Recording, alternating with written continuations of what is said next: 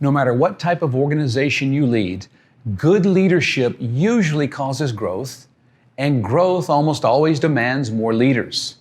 If our leadership development does not keep pace with our growth, we're in trouble. But all too often, because we're busy celebrating growth and working for growth, we don't realize we're in trouble. If you are growing, you need more leaders.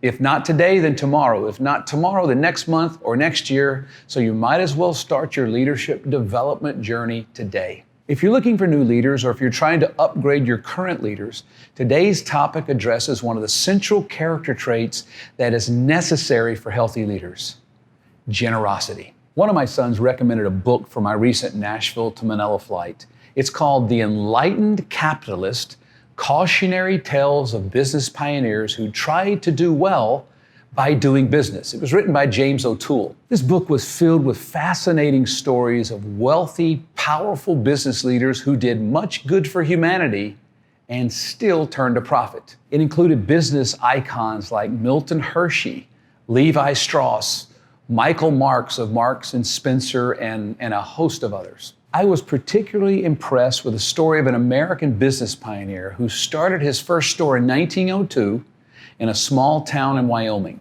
As a reminder of his Christian heritage, the store was named the Golden Rule Store. By 1908, he had grown from one store to four with over $200,000 in annual revenue. By 1910, he had 14 Golden Rule stores with $660,000 in revenue. By 1913, the founder, James Cash Penney, decided to change the name from the Golden Rule Store to J.C. Penney. By 1916, they had grown to 127 stores with $8.4 million in revenue. By 1926, 750 stores with $115 million in revenue. By 1928, there were more than 1,000 stores with almost $200 million in revenue. J.C. Penney grew up in a Christian home, but at this point in his life, he admits that his heart had been captured by the love of money.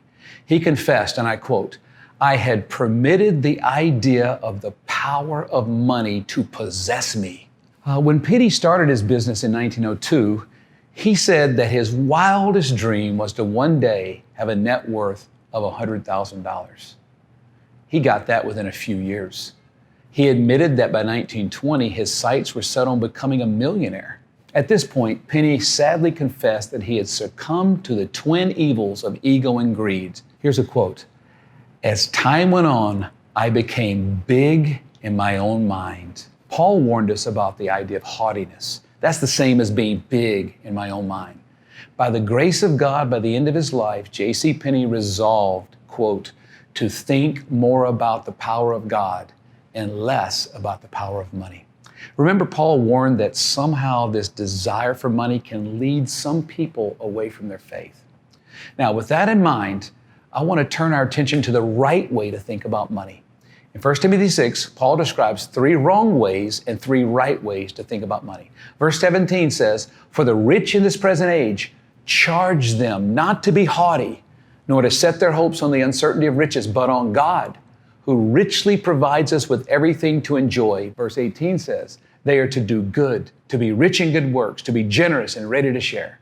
Number 1, right way to think about money: God provides. Don't set your hope on uncertain riches, but set your hope on God, who richly provides.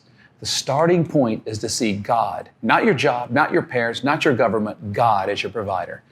Right way to think about money, number 2, God provides for my enjoyment. Again, verse 17, he says, charge these rich people, don't be haughty, don't trust in money, but trust God, who richly provides us with everything to enjoy. Notice those last 2 words, to enjoy. Those words give us one of the reasons for God's provision. He wants us to enjoy His provision. At whatever level God has provided for you, please enjoy His provision with no guilt, with no apology. Number 3 is, God provides so I can be generous. Verse 18 says to tell these rich people they are to do good, to be rich in good works, to be generous and ready to share. As you look for potential leaders, as you promote current leaders, as you develop a new generation of leaders, look for generosity. If you don't find it, then impart it, model it, celebrate it, teach it. Remember, God provides for your enjoyment so that you can be generous.